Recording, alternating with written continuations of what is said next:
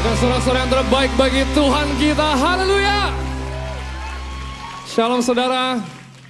Sekali lagi shalom. Selamat datang dalam rumah Tuhan. Kita bersyukur Tuhan masih memberikan kita anugerah luar biasa menyertai kita sepanjang minggu ini.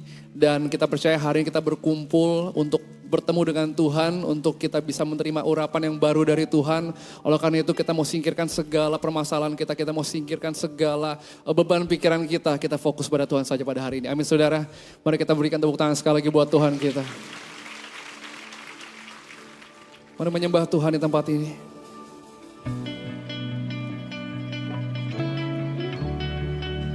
Kami percaya Tuhan dalam kelemahan kami, kuasa-Mu nyata sempurna.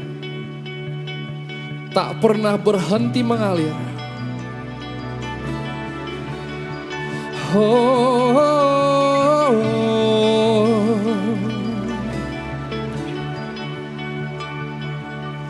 Saat ku ada dalam lembah, Dia menantikan jawaban. Ku tahu Tuhan selalu ada, takkan pernah meninggalkan. Mari angkat tanganmu nyatakan. Dalam gelap ku melihat Kaulah harapan.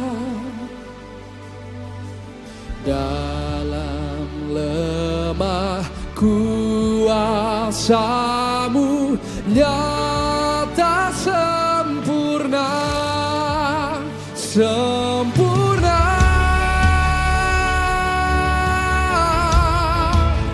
Kuasa-Mu sempurna.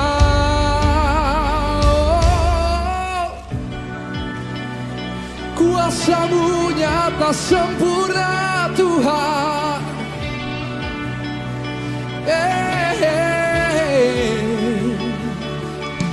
Saat semua seakan lenyap, anugerah-Mu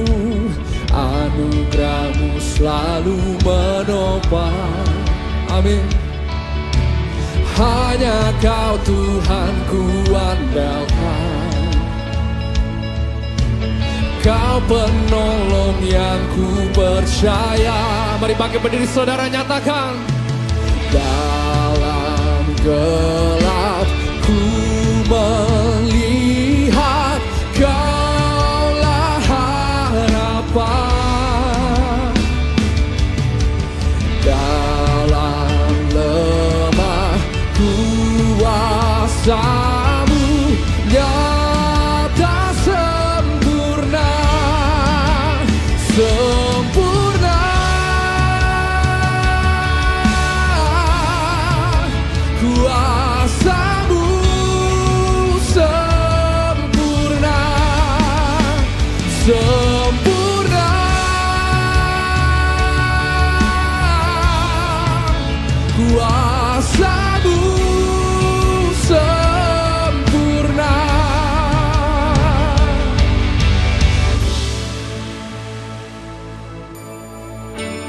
Sembah Dia.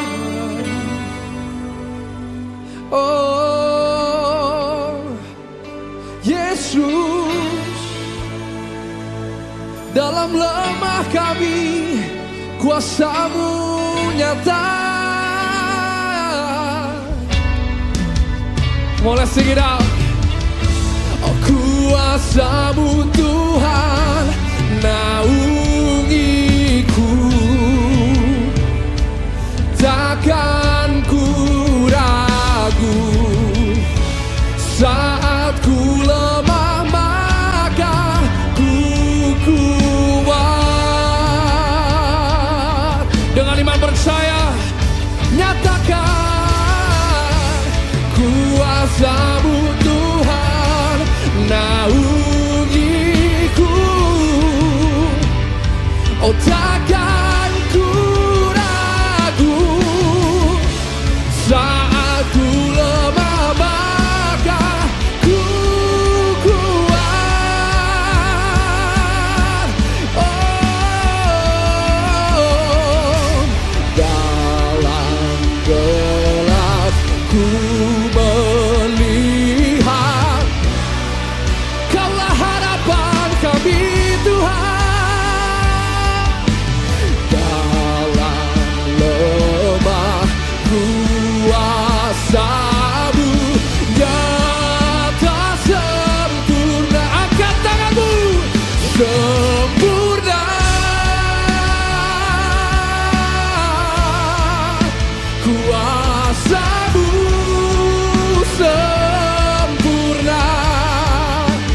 sempurna.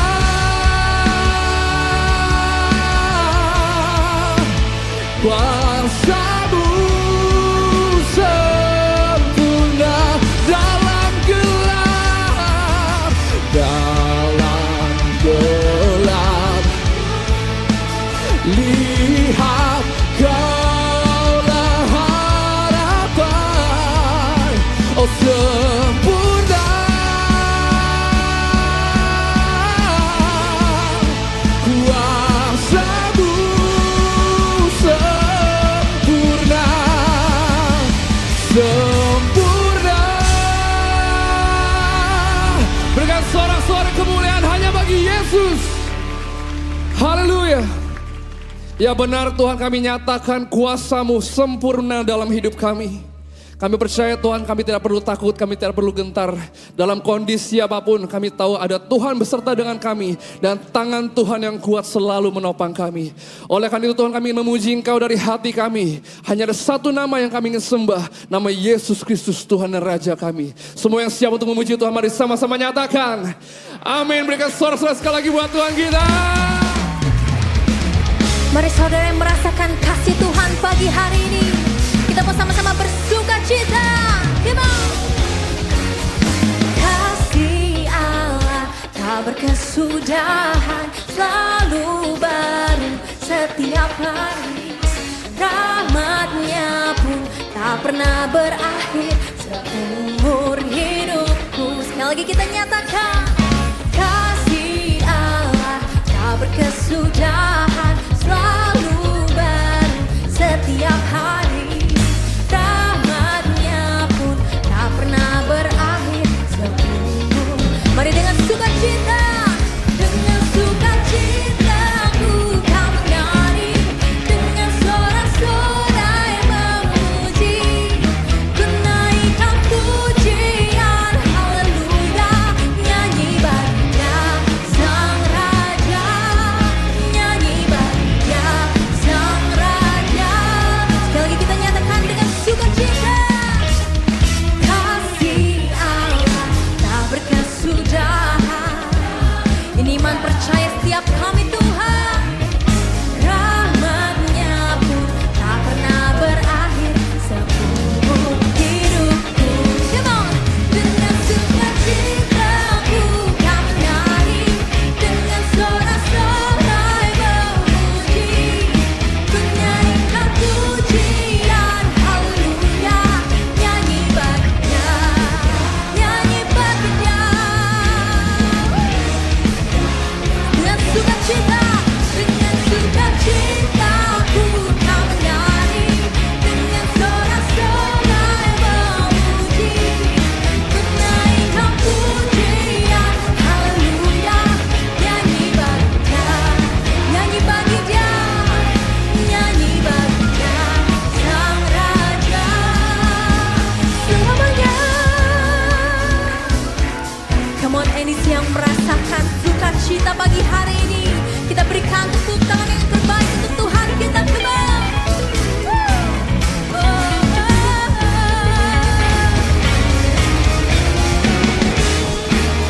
Sungguh kami mengucap syukur Tuhan, karena kami merasakan kasih setia-Mu yang selalu baru setiap hari untuk kami.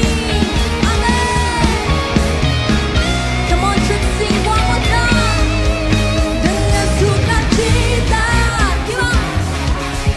Dengan sorak-sorai, oh, ku naikkan pujian, haleluya, nyanyi baginya, nyanyi baginya.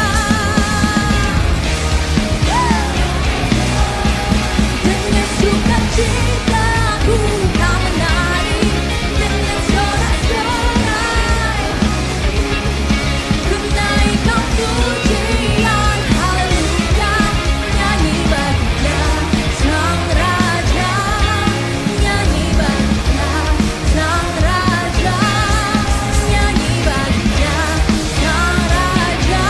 Dengan segenap hatimu nyatakan selamanya. Sorak-sorai kemuliaan Tuhan kita. Tuhan kita Tuhan yang besar, amin. Hanya Dia yang layak dipuji nama Yesus.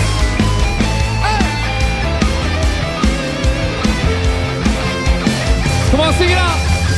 Besarlah Tuhan dan layak dipuji. Besarlah namanya, kekallah kuasanya. Aman berlindung dalam naungannya.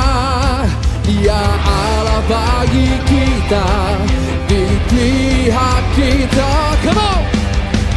Terpujilah Tuhan, terbukti kuasanya. Dia telah menunjukkan kasih-Nya pada kita. Sebab Tuhan telah bangkit menyayangi kita. Terpujilah Tuhan, terpuji namanya. Yesus Allah perkasa. Amin. Dia Allah yang perkasa. Amin. Bisa lebih semangat lagi buat Tuhan kita. Come on. Besarlah Tuhan dan layak, besarlah namanya. Kita aman berlindung dalam perlindungan Tuhan. Dalam naungannya, Dia Allah bagi kita, di pihak. Marilah mengatakan bagi Tuhan. Terpujilah Tuhan, terbukti kuasanya. Dia telah menunjukkan kasih-Nya pada kita. Sebab Tuhan telah bangkit menyayangi kita. Terpujilah Tuhan, terpuji namanya. Yesus Allah perkasa. Siapa di sini percaya bahwa Tuhan sayang sama kita? Berikan tepuk tangan buat Tuhan kita yang baik, teramat sangat baik. Haleluya.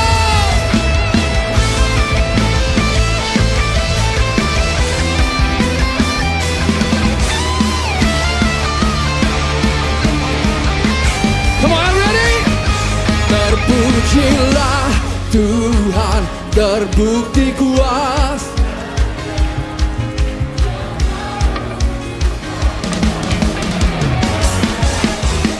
Sebab Tuhan telah bangkit menyayangi kita.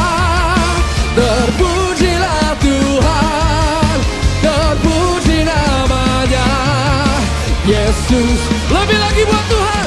Terpujilah Tuhan, terbukti kuasanya. Amin.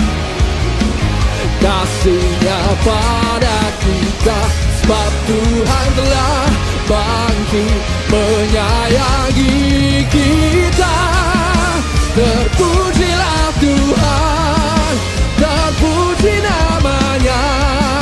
Yesus Allah perkasa. Yesus, Yesus Allah perkasa. Oh, oh, oh, oh. Yesus Allah perkasa. Berikan kemuliaan bagi Tuhan kita. Haleluya. Haleluya. Silakan duduk saudara. Shalom, saya Vanessa Osase Dan saya Ivana Triksi. Senang berjumpa saudara dan berikut NDC News.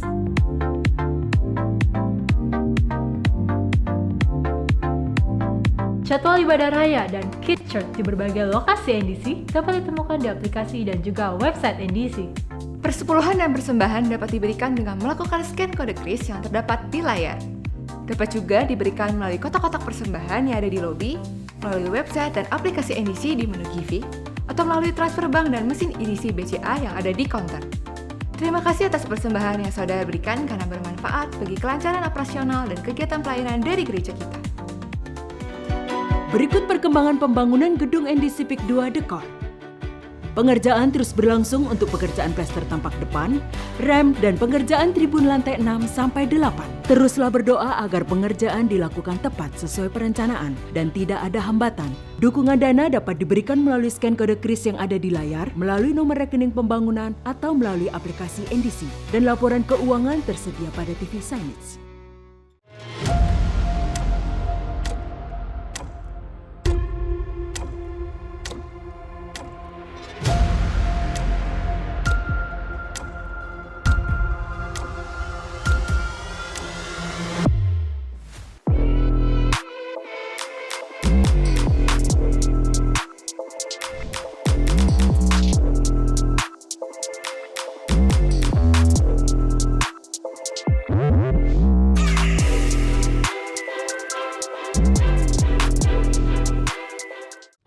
Shalom Jemaat NDC yang saya kasih di dalam Tuhan. Ada sepenggal lirik lagu terkenal milik Elvis Presley yang berbunyi demikian. Wise men say only fools rush in. Yang artinya orang bijak berkata hanya orang bodoh yang terburu-buru. Lirik ini terkesan sederhana namun mengandung makna yang dalam. Karena ternyata Alkitab telah terlebih dahulu mengajarkan hikmat yang serupa. Karena itu di sepanjang bulan November ini, NDC menetapkan tema Wise Men Say. Kita akan belajar dari para wise men di dalam Alkitab yang telah lebih dulu berjalan dalam hikmat Tuhan. Mereka yang bukan perkataannya saja yang indah, tetapi lahir dari kehidupan yang taat dan berakar pada kebenaran. Kiranya Tuhan Yesus memberkati kita semua. Satu malam, satu penyembahan, satu juru selamat. 12 Desember di NDC Central Park.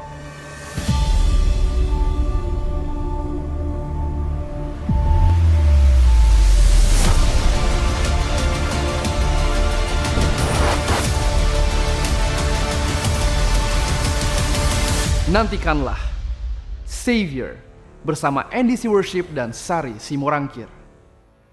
Dapatkan tiketnya mulai 20 Oktober.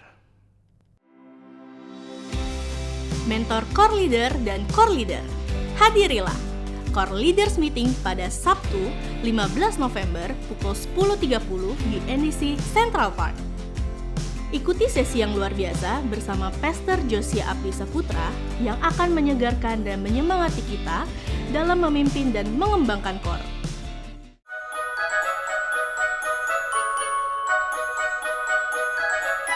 Tahun ini, rayakan Natal spesial bersama NDC Kids.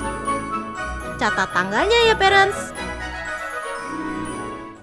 Jemaat yang ingin melangsungkan pemberkatan nikah di NDC dan telah memenuhi persyaratan dapat mendaftar kelas pre-marital melalui Core Leader Saudara. Pendaftaran dibuka hingga 3 November. Berikut hotline NDC yang dapat dihubungi jika saudara membutuhkan pelayanan dari gereja. Kami segera menghubungi dan melayani saudara. Sekian yang di sini dapat kami sampaikan. Terima kasih atas perhatian Anda dan Tuhan Yesus memberkati. Mari saudara sama-sama kita mau arahkan hati kita. Hari ini kami datang Tuhan. Kami hanya mau berseru kepada Engkau.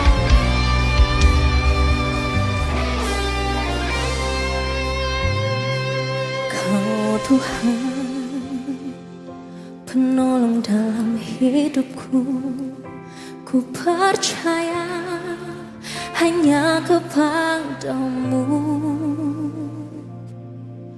Kau pegang tanganku dan tuntun langkahku. Yesus, kau perlindunganku. Kau Tuhan, kekuatan dalam hidupku, penolongku dalam kesesakan. Kau gunung batuku dan pertahananku. Yesus, kau kemenanganku. Yesus, padamu ku berseru. Kau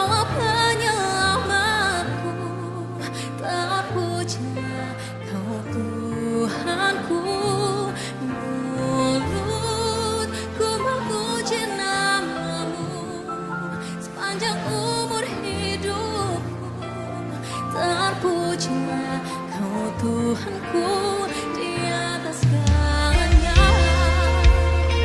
Mari yang rindu memuji Tuhan kita nyatakan bersama. Kau Tuhan, kekuatan dalam hidupku, penolongku dalam kesesakan. Kau gunung batu kami Tuhan, dan kau pertahanan kami.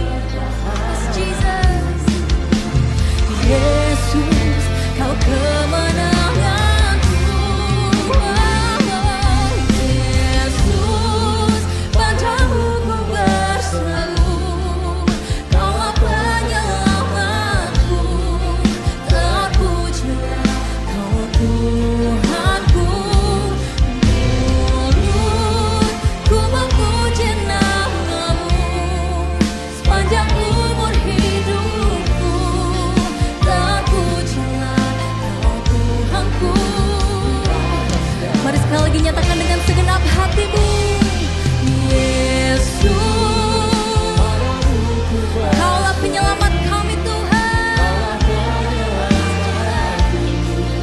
Terpujilah Kau Tuhanku. Ku memuji namamu sepanjang umur hidupku. Terpujilah Kau Tuhanku di atas segalanya. Mari sama-sama kita mau bangkit berdiri di hadapan Tuhan. Sungguh kami berterima kasih Tuhan, karena Engkau selalu menolong kami, karena Engkau selalu memberikan kami kekuatan. Engkaulah satu-satunya sumber penyelamat kami Tuhan. Thank you Jesus.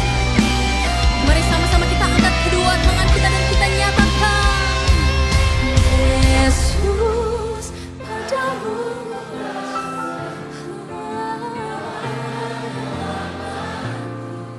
terpujilah Kau Tuhanku. Ku memuji namamu sepanjang umur hidupku. Terpujilah Kau Tuhanku. Mari kita nyatakan lebih sungguh-sungguh kembali. Yesus, padamu ku berseru.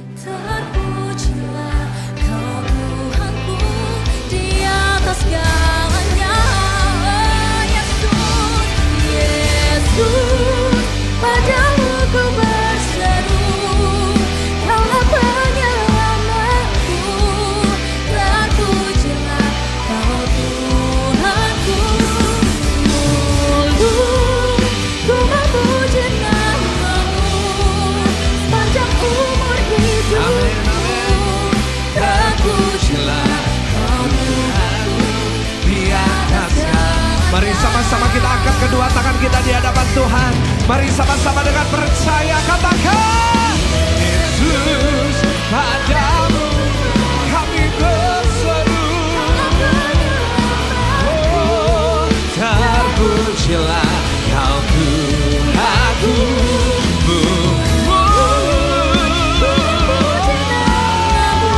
Amin. Sepanjang umur hidupku, terpujilah kau Tuhanku di atas segala.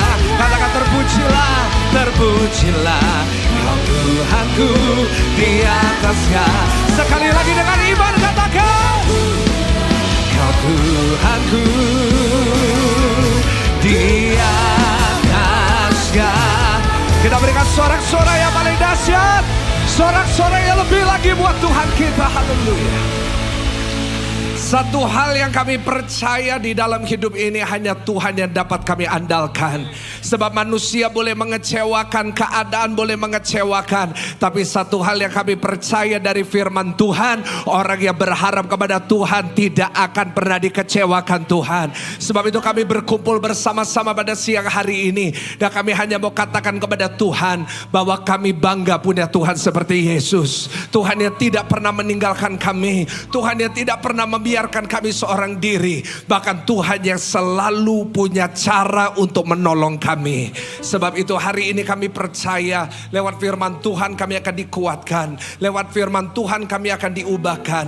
Dan kami percaya hari ini setiap jemaat yang mendengar firman Tuhan, semuanya pulang diberkati oleh Tuhan. Pakai hamba-Mu yang terbatas ini untuk menyampaikan isi hati Tuhan yang tidak terbatas. Di dalam nama Tuhan Yesus. Mari jemaat Tuhan yang siap untuk mendengar firman Tuhan, sama-sama kita mau katakan amin. Kasih tepuk tangan yang paling meriah, tepuk tangan yang paling dahsyat. Silakan duduk Bapak Ibu Saudara sekalian. Puji Tuhan. Selamat siang, shalom. Belum semuanya saya yakin bisa lebih semangat. Sekali lagi selamat siang, shalom. Tuhan Yesus kita baik, amin. Kasih tahu kanan saudara Tuhan Yesus baik. Lebih keras senggol kirinya, katakan Tuhan Yesus dahsyat. Dan berapa banyak di sini percaya Tuhan kita luar biasa? Boleh lambaikan tangan tinggi-tinggi. Kasih tepuk tangan yang paling meriah, tepuk tangan yang paling dahsyat. Senang bisa bersama dengan saudara pada siang hari ini. Saya percaya lewat firman Tuhan kita semuanya pasti diberkati hari ini. Amin. Nama saya Pastor Michael Gunawan, senang sekali bisa melayani saudara. Saya bukan orang Jakarta, tapi saya orang Surabaya Bapak Ibu Saudara. Saya datang dengan istri saya duduk di depan, Pastor Selin. Saya punya satu anak. Dan saya sangat senang bisa melayani saudara semuanya. Terima kasih kepada Bapak Pendeta Yosia yang sudah memberikan saya kesempatan. Dan doa saya hari ini lewat firman Tuhan, saudara semuanya diberkati Tuhan. Amin. Saya pun juga seorang gembala. Saya mengembalakan sebuah gereja di Surabaya. Mungkin saudara pernah dengar namanya, adalah GSJS. Puji Tuhan. Yang siap mendengar firman Tuhan boleh katakan amin. Kita buka Alkitab kita bersama-sama dari 2 Korintus 12 ayat yang ke-7 sampai ayatnya yang ke-9. Puji Tuhan. Ini pianonya nggak nyala ya. Kasihan soalnya dia udah di sini, kalau nggak nyala juga kasihan. Namanya siapa? Aditya. Aditya jomblo? Oh belum nikah. Oh ya, oh udah menikah. Oh haleluya ya, jangan disentuh ya Bapak Ibu Saudara. Karena dia hari ini bantu saya, siapa tahu kalau jomblo saya promosiin ya kan. 2 Korintus 12 ayat 7 sampai ayat yang ke-9. Kita akan baca bergantian, saya akan baca ayat 7, saudara ayat 8, dan nanti ayat 9 kita baca sama-sama. Dikatakan seperti ini.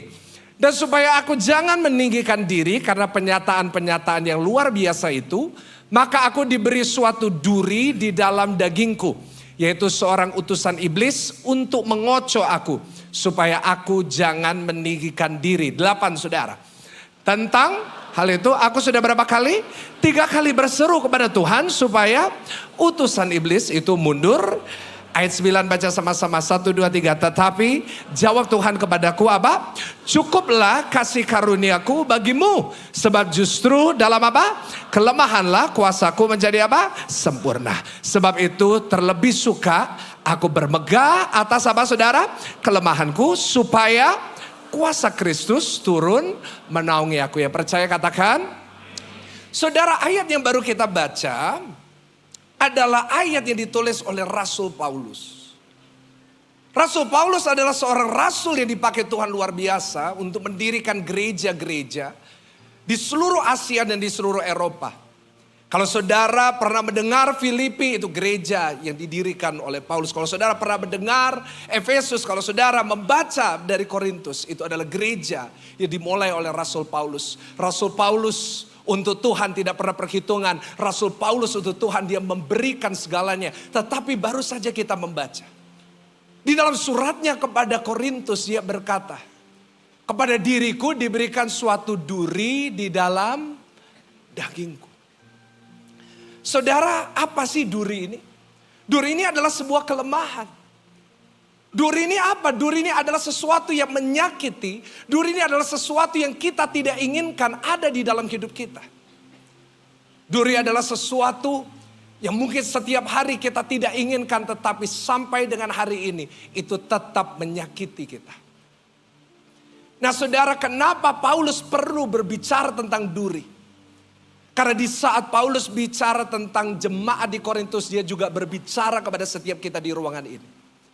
Karena Paulus mengerti satu hal yang kita semuanya juga sadari. Bahwa setiap kita di ruangan ini, kita orang percaya pun, kita pelayan Tuhan pun, kita hamba Tuhan pun. Kita semuanya punya duri kita masing-masing. Coba tanya kanan kirimu, durimu apa? Ada satu ibu nunjuk sebelahnya, ini duri saya Pak Pendeta. Duri terbesar dalam hidup saya. Dia berkata, 3 times I ask God to take it away from me. Aku minta kepada Tuhan, Tuhan ambil itu daripadaku. Tetapi jawaban Tuhan tetap sama. Yaitulah cukuplah kasih karuniaku bagimu. Sebab justru di dalam kelemahanmu, kuasaku menjadi apa Bapak Ibu? Sempurna. Kita punya kelemahan kita masing-masing. Kita punya duri kita masing-masing.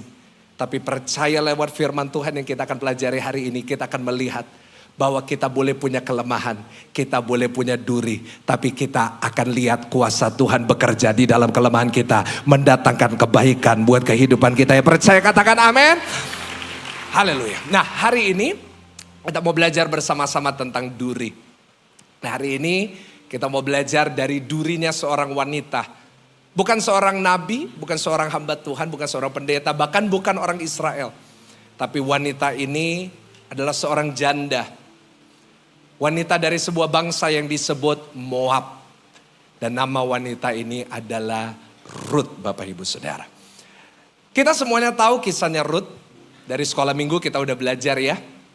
Ruth punya mertua namanya Elimelek. Elimelek punya istri. Istrinya namanya Ibu Elimelek, benar ya?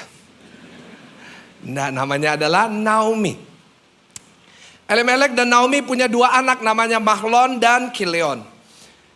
Pada saat itu mereka lihat bahwa di Bethlehem terjadi kelaparan. Sebab itu mereka menuju kepada satu bangsa yang namanya Moab karena di sana terjadi kelimpahan. Satu keluarga berempat menuju ke Moab dan menetap di sana. Tetapi ketika sampai di Moab, Elimelek mati. Tertinggal Naomi dengan 2 anak laki-laki. Dan akhirnya 2 anak laki-lakinya cari jodoh di sana. Mahlon menikah dengan Ruth, Kilion menikah dengan Orpa. 10 tahun mereka tinggal di situ dan 10 tahun kemudian Mahlon dan Kilion meninggal. Tersisa 3 janda yang di rumah itu. Saudara, dan ketika mereka mendengar di Bethlehem kembali ada roti sesuai namanya. Bethlehem artinya rumah roti. Mereka memutuskan, let's go back to Bethlehem. 3 janda ini menempuh perjalanan ke Bethlehem dan di tengah jalan Naomi berkata kepada kedua menantunya, kalian gak usah ikut mami, kalian pulang aja.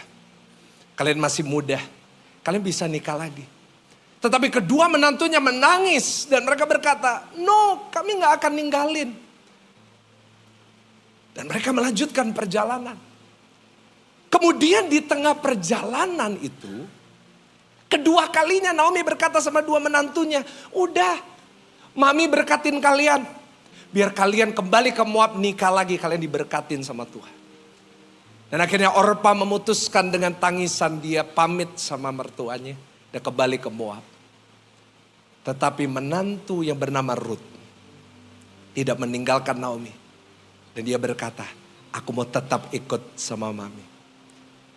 Saudara, dari situ mulailah perjalanan mereka ke Bethlehem.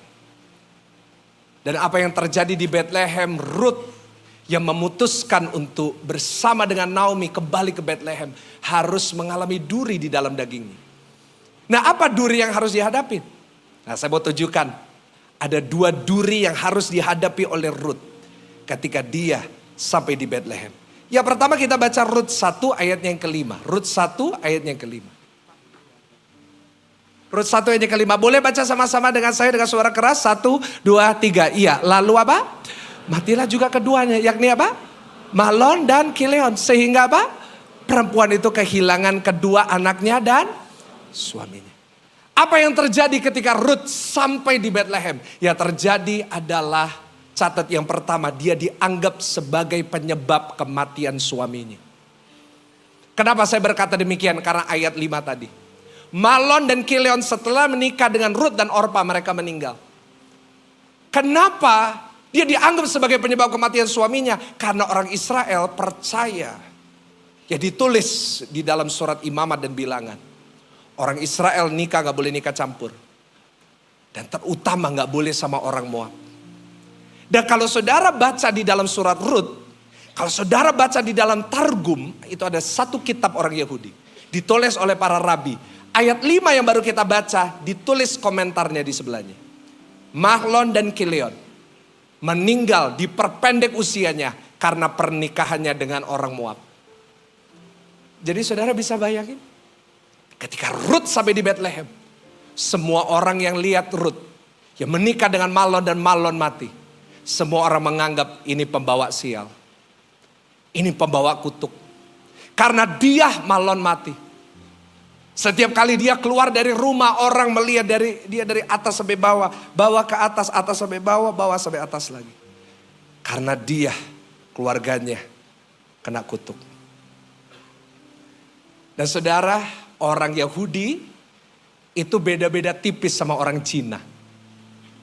Kenapa? Karena percaya yang gitu-gituan. Kan orang Cina suka percaya gitu-gitu kan. Saya dulu sebelum menikah ada seorang ibu datang sama saya. Dia bilang sama saya, Michael kamu anjing ya. Saya juga bingung emang dari mananya saya kelihatan kayak anjing. Terus saya bilang bukan tante, saya manusia. Oh enggak siomu. Iya saya sio anjing. Terus oh kalau gitu jangan nikah sama monyet ya. Saya bilang memang gak ada rencana nikah sama monyet. Maunya sama manusia.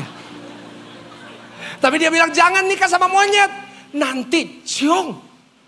Jangan. Nanti kamu sial. Sih? Beda-beda tipis. Dan orang Yahudi, mertuanya sendiri orang Yahudi. Lihat Rut ini bawa sial. Apalagi ditambah dengan satu kebenaran. 10 tahun menikah gak bisa punya. Aduh parah lagi. Bawa kutuk nih. Bawa sial nih. Ada di sini yang pernah ngalamin gitu juga? Ada orang yang asumsi tentang hidup saudara atau mungkin memperkatakan atas hidup saudara. Karena hidupmu keluargamu sial. Karena hidupmu keluargamu terkutuk. Karena hidupmu keluargamu jadi susah. Itu yang harus dialami oleh Ruth setiap hari. Dan mungkin saudara berkata, Pak saya gak perlu bayangin itulah hidup saya hari-hari ini. Semua orang di sekitar saya berkata saya bawa sial. Semua orang di sekitar saya berkata saya membawa kutuk. Tapi hari ini saya sebagai hamba Tuhan datang ke tempat ini membawa satu kabar baik buat saudara. Di dalam Kristus tidak ada lagi kutuk. Di dalam Kristus semua kutuk dipatahkan. Dan saudara dibuat beruntung kemanapun kau pergi. Yang percaya katakan amin. Dengar saya, engkau tidak terkutuk. Boleh katakan amin. Bahkan dari tadi saya lihat wajah saudara dari sebelah kanan sampai sebelah kiri. Dari depan sampai belakang. Ini muka-muka hoki semua. Muka gini aminnya keras saudara. Itu yang pertama. Yang kedua coba kita buka Rut. Pasalnya yang pertama, ayatnya ke-20. Rut 1, ayatnya ke-20. Baca bersama-sama, 1, 2, 3. Tetapi ia berkata kepada mereka, apa saudara? Janganlah sebut aku Naomi, sebutkanlah aku apa? Marah. Sebab yang maha kuasa telah melakukan banyak yang...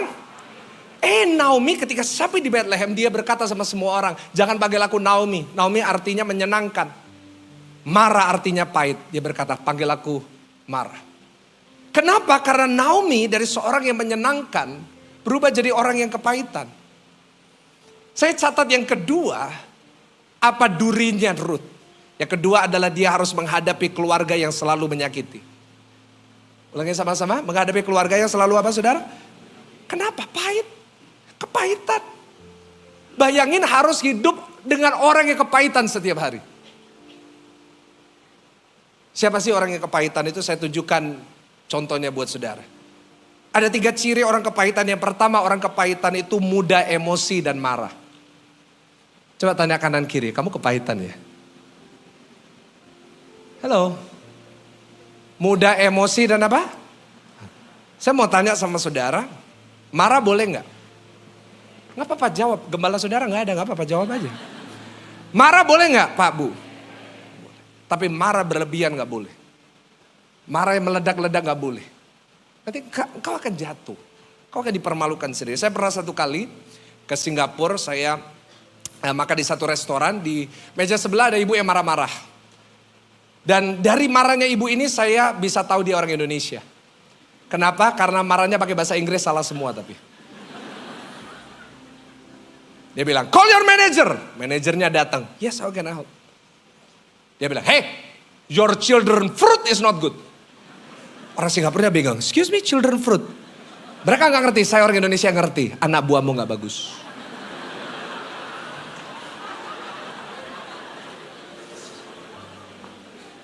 Dia lanjutin, hey your children fruit make me climb up blood.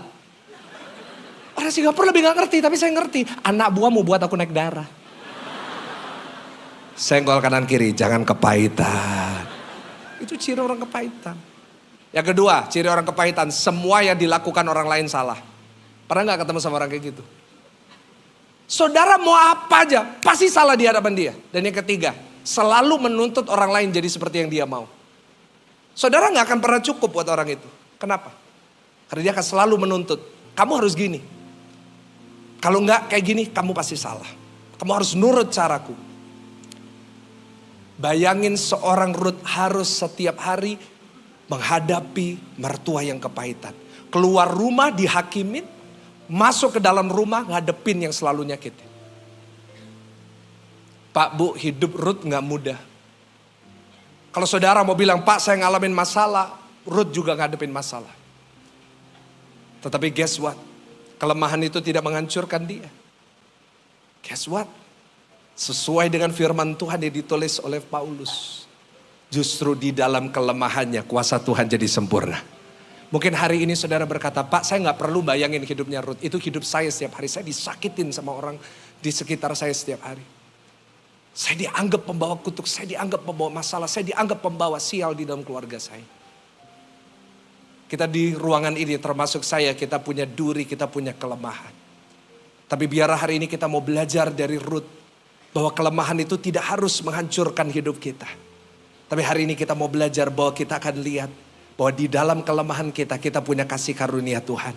Dan kita percaya di dalam kelemahan itu kuasa Tuhan bisa dinyatakan sempurna. Mendatangkan kebaikan buat kita yang percaya, katakan amin. Nah, saya mau tutup khotbah saya. Saya mau tutup dengan menunjukkan kepada saudara ada 3 prinsip yang dipegang Ruth. Sehingga dia bisa lihat kuasa Tuhan dalam kelemahan. Yang pertama kita buka dalam Rut 1 ayatnya ke-17. Rut 1 ayatnya ke-17. Dikatakan di mana engkau mati, aku pun mati di sana. Di sanalah aku dikuburkan. Beginilah kiranya Tuhan menghukum aku, bahkan lebih lagi daripada itu. Jikalau sesuatu apapun, baca sama-sama apa? Memisahkan aku dari engkau selain daripada apa? Kadang-kadang ayat ini dipakai di pemberkatan nikah ya Pak Bu. Biar gak ada yang memisahkan kita kecuali daripada, guess what, that's not the context of that.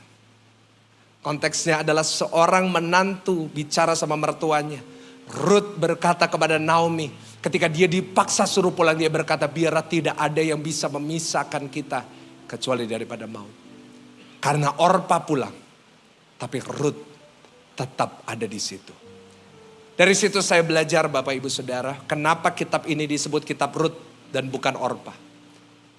Di dalam Alkitab kita 66 kitab hanya 2 yang pakai nama perempuan. Satu Esther, yang kedua siapa? Ruth. Kenapa kitab ini disebut Ruth? Karena hanya Ruth yang memutuskan untuk tetap setia.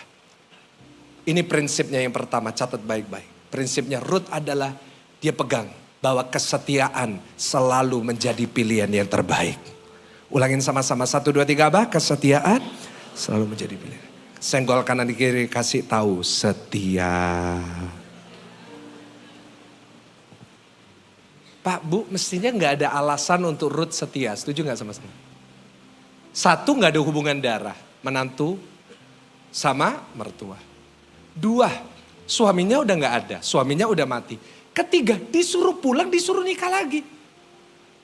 Nggak ada alasan untuk dia setia sama Naomi. Dia pulang aja kayak Orpah. Tapi di situ kesetiaan kita diuji. Kesetiaan selalu teruji ketika banyak alasan untuk tidak setia. Kesetiaan seorang suami akan diuji saat engkau punya uang banyak. Karena saat engkau punya uang banyak alasan untuk engkau tidak setia terhadap istri. Dan sama juga kesetiaan seorang istri akan teruji saat suaminya kehilangan segalanya. Karena gak ada alasan lagi untuk dia tetap bersama dengan suaminya itu. Kesetiaan itu akan selalu diuji, selalu diuji, selalu diuji. Tapi doa saya di tempat ini setiap jemaat NDC, engkau membuat keputusan apapun alasannya, engkau memilih untuk setia. Ada amin? Karena saat engkau setia, itu membuat engkau langka di mata Tuhan. Saya ulangin sekali lagi.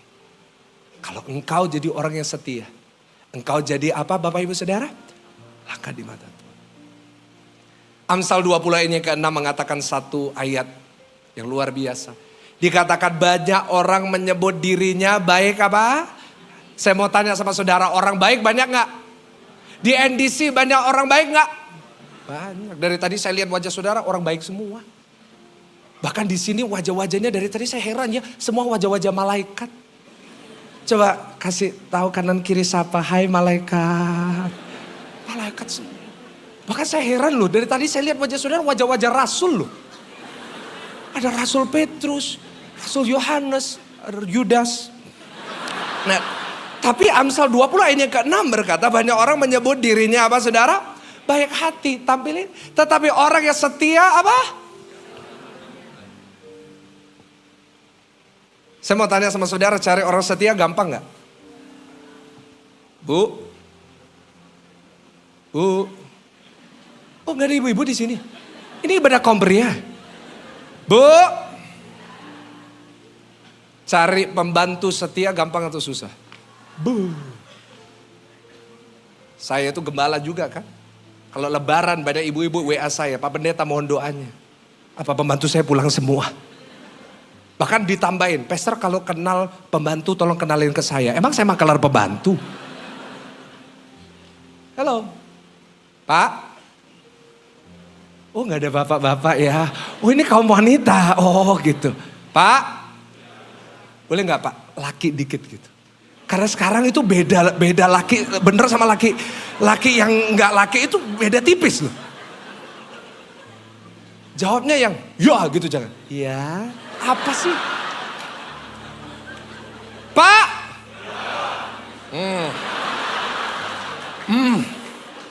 Gue demen nih, jam 11. Cari karyawan setia gampang gak? Susah sekarang. Baru 2 bulan burn out, apa sih? Anak-anak muda, ini saya tuh suka khotbah di edisi. Muda semua. Gak ada yang tua. Anak-anak muda saya tanya, cari pasangan setia gampang atau sulit? Gak usah keras-keras kelihatan baru diselingkuh. Ini gini, kalau ada masalah gak usah diceritain di gereja. Dia tangga khotbah cerita, susah. Pak Pendeta gak tahu derita saya. Susah. Karena itu kalau saudara setia, Bu. Sama Tuhan kau jadi orang yang spesial. Boleh katakan amin Bapak Ibu? Spesial. Karena sulit hari-hari ini cari pelayan Tuhan yang setia aja susah. Cari member core yang setia aja susah.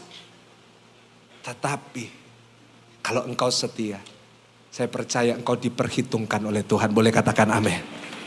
Kasih tepuk tangan lebih lagi dong buat Tuhan. Tuhan itu selalu memperlakukan orang yang setia spesial. Contohnya siapa? Kita tahu Tuhan Yesus punya 12 murid, 12 rasul. Kita tahu semua kan 12 rasul. Dan saya yakin semuanya di sini, jemaat NDC, pasti hafal nama 12 rasul. Iya kan Pastor Joshua kalau ngajar kan dahsyat gitu kan. Nah saya yakin karena itu kita mau do one exercise, kita mau sebut 12 rasul sama-sama. Dalam hitungan ketiga kita sebut satu-satu ya. Ayo 1, 2, 3. Januari, Februari, Maret. I know you don't know. 12 rasul. 11 matinya ngeri. Petrus salib terbalik. Thomas salibnya X. Ada murid dibakar hidup-hidup, digoreng hidup-hidup. Hanya ada satu murid yang matinya karena usia tua. Ada yang tahu siapa namanya? Yohanes. Kenapa? Di bawah salib hanya ada satu rasul yang kembali. Nanti baca. Namanya Yohanes.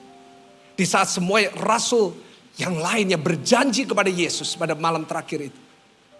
To die with you, I will do it. Mereka semuanya hilang, tapi hanya Yohanes yang kembali. Sampai di atas salib itu dari 7 perkataan, salah satu perkataan Tuhan Yesus. Ibu ini anakmu, anak ini ibumu. Dia berkata kepada Yohanes. Kenapa? Karena dari semua yang tidak setia, hanya satu yang kembali untuk setia, namanya Yohanes. Karena itu dibuat spesial sama Tuhan. Apa yang buat engkau beda sama jemaat yang lain? Apa yang buat engkau beda sama jutaan orang Kristen yang berdoa? Apa yang membuat doamu didengar oleh Tuhan? Di saat orang yang lain semua pada datang dengan doa mereka masing-masing. Yang membuat engkau beda adalah meskipun engkau tersakiti, meskipun banyak alasan untuk engkau gak setia, engkau tetap membuat keputusan. Aku harus tetap setia apapun yang terjadi. Dan saya percaya saat engkau setia, Tuhan pasti angkat hidupmu. Tuhan pasti bela engkau. Tuhan pasti menyediakan yang terbaik. Yang percaya katakan amin. Sekali lagi kasih tahu kanan kiri, setia. Nah sekarang yang kedua. Rut 2 ayatnya yang kedua. Rut 2 ayat yang kedua. Jadi yang pertama prinsip yang dia pegang, apapun yang terjadi pilihlah untuk apa? Setia. Nah Rut 2 ayat yang kedua berkata seperti ini. Bisa ditampilkan. Maka Rut perempuan Moab itu berkata kepada Naomi. Biarkanlah aku pergi ke ladang memungut bulir-bulir jelai di belakang orang yang murah hati kepadaku. Dan saud Naomi kepadanya, pergilah apa? Nah kadang-kadang kita biarin ayat ini lewat. Oh dia pergi mungut jelai. Tapi sebenarnya yang dilakukan Rut di sini itu ada hubungannya sama peraturan orang Yahudi. Coba buka Ulangan 24 ayat 19. Nah kita akan baca dari Ulangan 24 ayat 19 gini. Apabila engkau menuai di ladangmu, lalu terlupa seberkas di ladang, janganlah engkau kembali untuk mengambilnya. Itulah bagian orang asing, anak yatim dan janda supaya Tuhan Allahmu memberkati engkau dalam segala apa? Nah jadi gini, peraturan orang Yahudi itu kayak gini. Peraturan orang Yahudi itu kalau kamu nuai di ladangmu, ada yang jatuh, kamu gak boleh ambil. Karena yang jatuh, yang kamu lupakan itu punyanya siapa? Orang asing, anak yatim dan janda. Jadi yang dilakukan sama Rut itu, dia akan pergi ke ladang, dia nunggu orang nuai. Orang lagi nuai dia nunggu. Kalau ada yang jatuh cepat-cepat. Dia ambil. Dia balik lagi. Dia tunggu lagi. Cepat-cepat lagi. Mungkin sambil dia nunggu sambil doa. Jatuh semua, jatuh semua, jatuh semua. Apa bedanya sama pengemis? Dia harus lakukan itu. Dan itu mestinya bukan tugasnya dia. Kenapa dia harus memungut jelai? Karena dia miskin. Mau makan apa kalau dia enggak? Seharusnya bukan tugasnya dia juga. Tapi tugasnya Naomi juga. Tapi Naomi gak mau. Kenapa? Tafsiran saya. Naomi gengsi. Masa disuruh ngemis. Masa disuruh lakuin itu. Tapi Rut. Puji Tuhan yang gak gengsi. Dia berkata sama mertuanya. I will go. Aku akan mungut jelai. Di belakang orang yang murah hati terhadap aku. Gak gengsi. Lihat di mana berkatnya datang. Karena gak gengsi. Prinsip yang kedua catat baik-baik. Yaitu gengsi adalah penghalang berkat. Ulangin sama-sama 1, 2, 3 apa? Gengsi adalah apa? Senggol kanan kiri dengan keras kasih tahu jangan gengsi. Pak, Bu, anak-anak muda. Kadang-kadang yang buat kita kehilangan berkat itu apa? Gengsi. Kadang-kadang yang mahal di hidup ini apa? Yang buat rumah tangga kita gak pernah damai itu apa? Gengsi. Pak, Bu, kenapa pertengkaran Bapak Ibu gak selesai-selesai? Karena sama-sama coba salah satu gak gengsi. Udah beres. Coba kalau suami nggak gengsi, istri nggak gengsi, minta maaf duluan. Aduh selesai masalahnya. The problem is dua-duanya sama-sama nggak mau minta maaf duluan. Pesan saya ya, buat setiap saudara di sini yang sudah menikah, kalau bertengkar, belajar jangan gengsi. Amin. Amin. Dan di dalam rumah tangga suami istri, yang harus buang gengsi duluan siapa? Kasihan campus pastor saudara. Pastor Hendy, suami. Pesan saya ya, Pak, Bu yang sudah menikah, yang buang gengsi duluan harus suami. Kenapa? Karena wanita kalau marah, nalarnya nggak jalan. Ibu-ibu kalau udah marah, mau dikasih penjelasan, didukung dengan penelitian, gak nyambung. Karena itu Pak, percaya sama saya, pasti benar. Kalau lagi bertengkar, Bapak dulu yang datang. Sayang. Orang Jakarta manggilnya apa? Sayang kan? Apa baby? Manggilnya baby. Anak-anak muda sekarang lebih keren tuh. Pacaran 2 bulan manggilnya labubu. Apa sih? Apa sih? Gen Z ini apa sih? Biasa aja gitu, keles, ya kan? Nah, sayang, sorry ya, aku yang salah. Pasti ibu-ibu pertama, 1 jam kemudian datang lagi, sayang, sorry ya papi yang salah. Nanti papi ajak jalan-jalan ke PI ya. Pasti, ya udah nggak apa-apa, ayo kita jalan. Aman Pak, aman. Kadang-kadang dalam hidup ini ya, masalah itu bisa selesai kalau kita gak gengsi. Dan banyak kerugian bisa kita hindari kalau kita tidak gengsi. Saya itu hampir kena batunya soalnya. Saya Januari kemarin pergi ke Jepang. Pendeta boleh ke Jepang gak? Kok gak tulus gitu sih? Bolehnya boleh. Nah saya dengan istri saya ke Jepang dengan anak saya yang pertama. Anak saya baru umur 1 tahun. Kita bertiga tanpa suster. Kita berangkat ke sana dengan sukacita sekali. Tapi di sana kita kena masalah. Masalahnya adalah anak saya nggak mau pup. Itu bagi new parents pasti itu masalah ya. Anak saya nggak mau pup 3 hari nggak mau.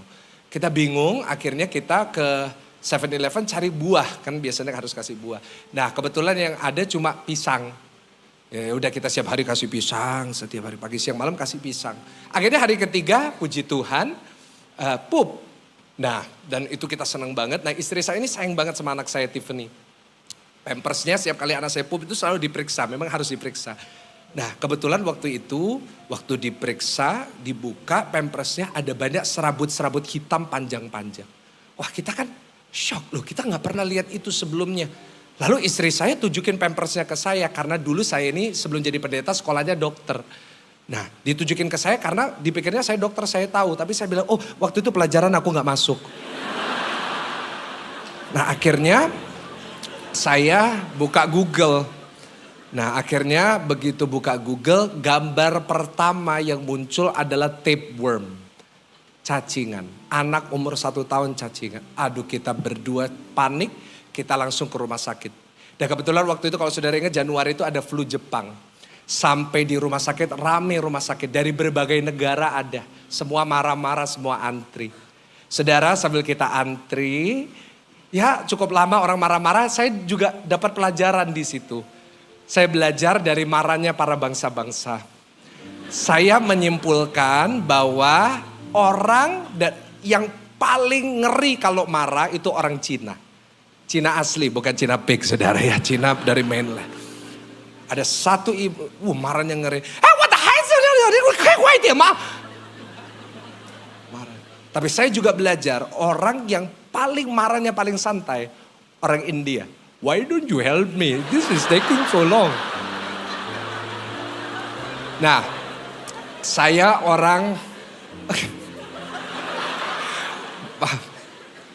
Saya orang Indonesia, saya mau netral. Saya ngomong pakai bahasa Inggris. Saya mestinya mau pakai bahasa Jepang sih. Cuma saya taunya cuma 2 kata. Arigatou gozaimasu Dan yang kedua, saya itu kan bawa anak saya, lucu anak saya, ke setiap toko selalu disapa dengan kata lucu bahasa Jepang. Apa kata lucunya Jepang apa? Kawaii. Jadi selalu pas saya masuk toko, kawaii gitu kan. Tapi kan gak mungkin saya ngomong sama suster, arigatou gozaimasu, kawaii. Kan gak mungkin. Saya ngomong pakai bahasa Inggris. Excuse me miss, my daughter, my baby, 1-year-old baby has tapeworm. Can I meet the doctor? Nah, dia gak ngerti bahasa Inggris. Akhirnya dia cuma, tapeworm ah? Tapeworm ah? Tapeworm ah? Saya bilang, yes, tapeworm. Tapeworm ah? Tapeworm. Saya gak ngerti, akhirnya saya bilang, yes, tapeworm, long from the bottom. Jadi kayak kita dua monyet lagi bicara, dia, sama, kita akhirnya ngobrol. Nah, akhirnya saya dapat hikmah, saya tunjukin Google Translate. Oh dia bilang, tapeworm. Oke. Dia telepon dokternya lama, saya agak jengkel. Anak saya cacingan dia lama banget. Akhirnya dia bilang, oke, dokter, oke. Terus saya ngomong, oke, can I see the doctor now? No, wait, expensive. Dia gak ngerti bahasa Inggris, tahu expensive tapi. Saya bilang, it's okay, I'll pay. No, expensive, mister. Saya bilang, it's okay. No, expensive. Saya bilang, it's okay, I pay. Saya jengkel gitu kan. Nah terus Roh Kudus ngingetin saya, jangan I pay, tanya dulu berapa. Saya turunin suara saya bilang, how much? Dia bilang, dia tunjukin kalkulator, dia tunjukin sama saya kurs 17 juta rupiah. Saya langsung bilang, arigatou gozaimasu, kawaii. Saya pulang, saya ngomong sama istri saya, udah anaknya gembala pasti aman. Nah akhirnya saudara, saya dengan istri saya, kita balik di hotel, kita dapat hikmat, buka Halodoc. Tanya sama dokter Indonesia langsung kayak gini, Pak ini bukan tapeworm, ini serabutnya pisang. Bapak kebanyakan kasih pisang, ini keluar serabutnya semua. Nah saya hampir kena 17 juta hanya karena serabut. Senggol kanan kiri, jangan gengsi.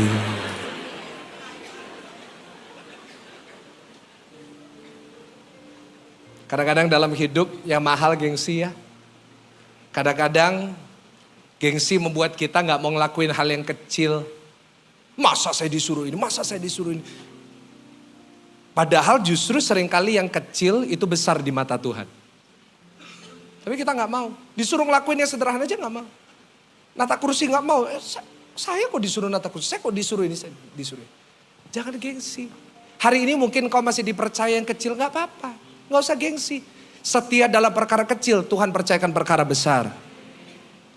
Saya dulu gak langsung khotbah. Saya dulu gak langsung diundang-undang. Saya dulu dimulai pegang OHP di gereja. Saya dulu ibadah di Surabaya. Setiap kali ada pendeta siapapun yang khotbah, saya yang ngiringin piano. Siapa tahu nanti jadi pendeta. Saya gak pernah gengsi untuk lakuin itu. Saya gak pernah gengsi untuk melakukan hal. Coba kalau Daud gengsi, disuruh nganter roti ke kakak-kakaknya. Terus dia bilang sama papanya, apa pak? Suruh nganterin roti. Emang aku Gojek? Suruh nganterin.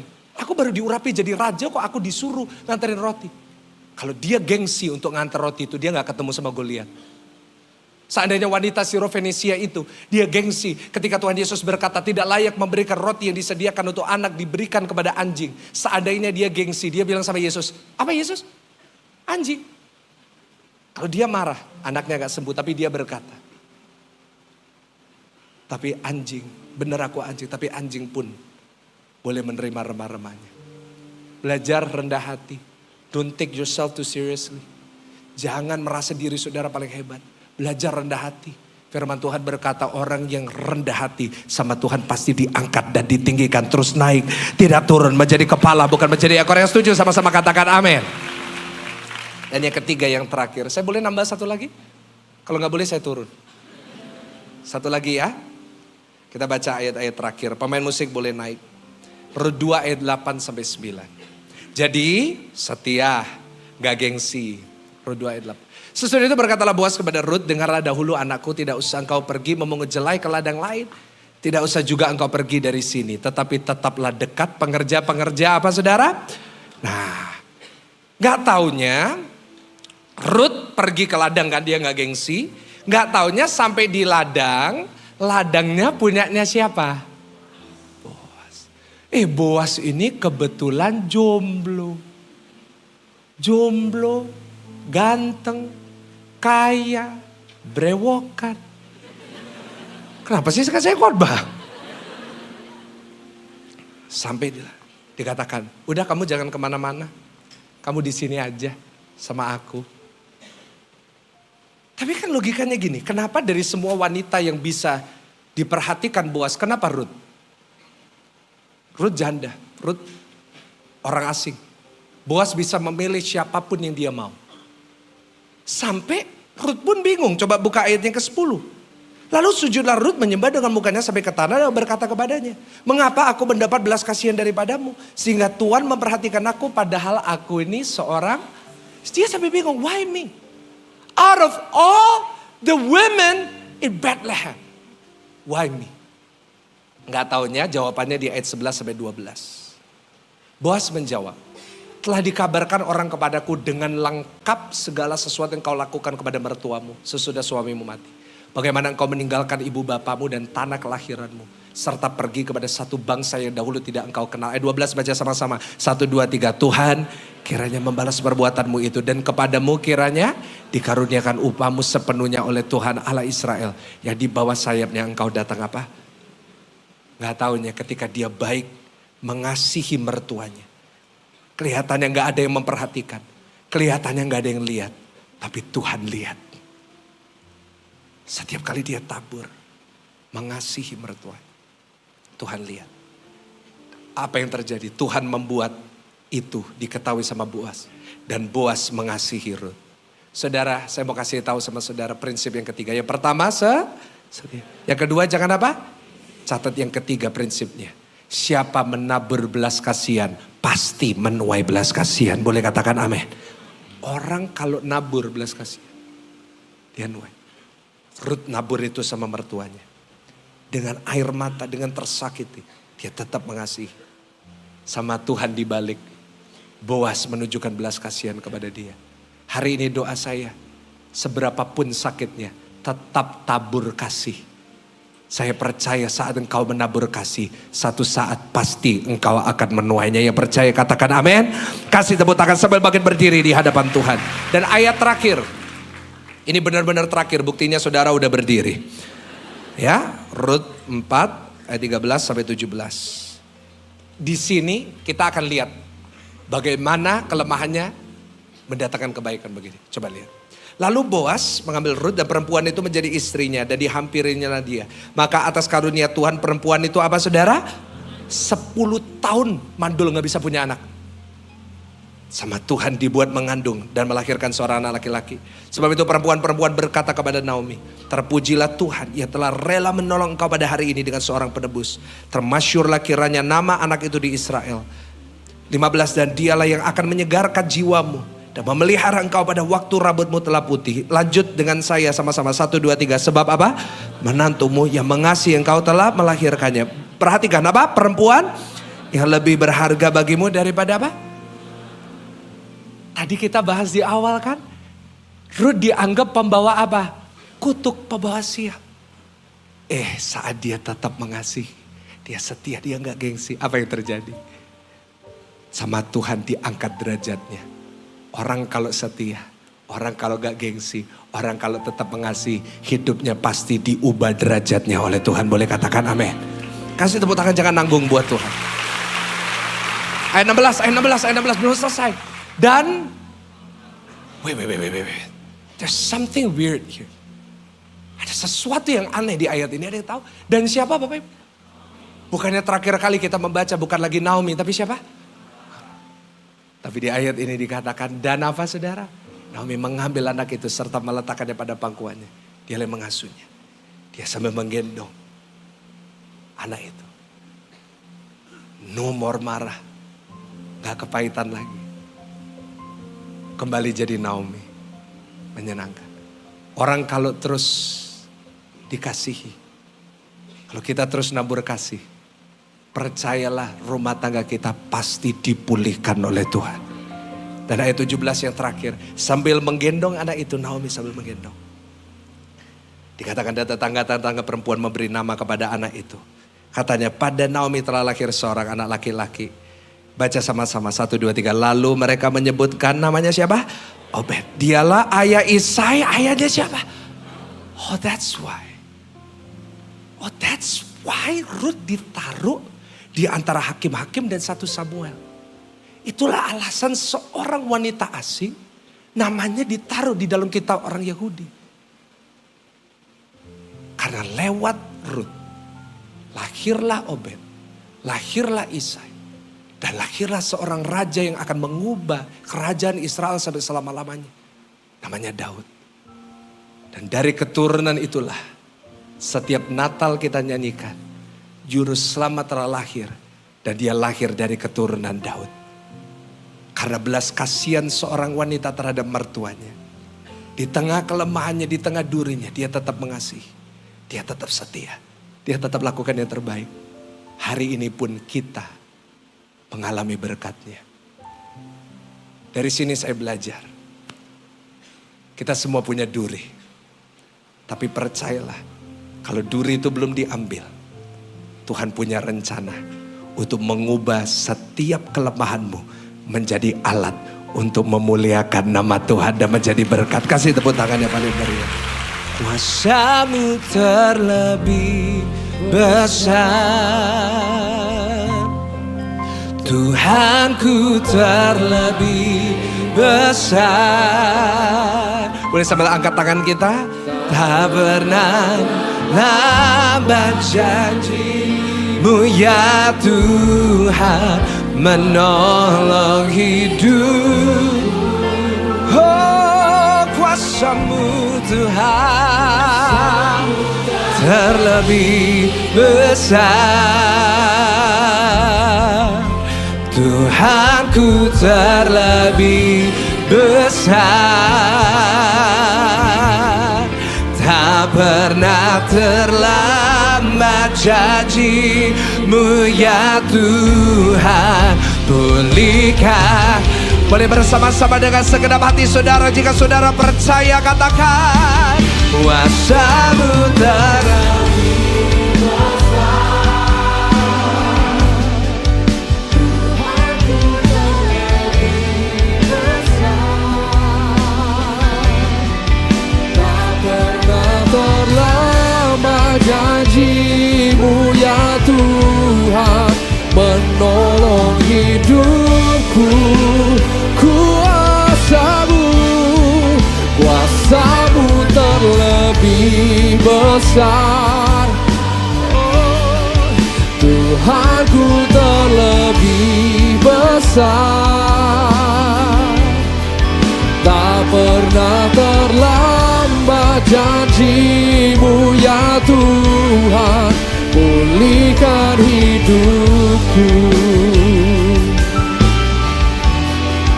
Tak pernah terlambat janji-Mu ya Tuhan, pulihkan hidupku. Mari kita beri kemuliaan bagi Tuhan kita. Haleluya. Terima kasih Tuhan untuk setiap firman yang sudah kami dengar hari ini. Biar Kau meteraikan setiap firman itu di dalam hati kami. Ajar setiap kami untuk selalu melakukan kebenaran firman-Mu. Dan secara khusus kami bersyukur Tuhan untuk hamba-Mu Pastor Michael yang sudah menjadi berkat bagi kami semua Tuhan. Engkau memberkati kehidupannya, istri dan anaknya diberkati Tuhan, pelayanannya diberkati Tuhan. Pakai selalu kehidupan mereka untuk menjadi berkat dimanapun mereka berada. Terima kasih ya Bapa. Kami juga bersyukur untuk setiap anak-anak-Mu yang sudah ambil bagian dalam pelayanan ibadah hari ini. Engkau memberkati mereka Tuhan. Dan juga untuk jemaat-Mu yang setia hadir beribadah. Engkau memberkati kedua tangan mereka Tuhan. Apapun yang mereka lakukan sepanjang memuliakan nama Tuhan, semua Engkau jadikan berhasil. Yang sakit Kau sembuhkan, yang lemah Kau beri kekuatan, bahkan yang berbawaan berat Engkau beri kelegaan. Sebab bagi Tuhan tidak ada yang mustahil. Terima kasih Tuhan. Dan sesaat lagi kami akan pulang. Dan sebelum kami pulang, kami buka hati kami untuk menerima anugerah dan berkat terbaik dari Allah Bapa, kasih karunia yang melimpah dari Tuhan Yesus Kristus, dan persekutuan yang manis dengan Allah Roh Kudus menyertai kami mulai siang hari ini bahkan sampai selama-lamanya. Mari setiap kita yang percaya kita katakan, terima kasih Yesus, terima kasih Yesus, ku beri syukur hanya bagimu, ya Allahku, ya Tuhanku. Terima kasih Yesus, terima kasih Yesus, ku beri syukur hanya bagimu. Terima kasih Yesus. Happy Sunday, Tuhan Yesus memberkati.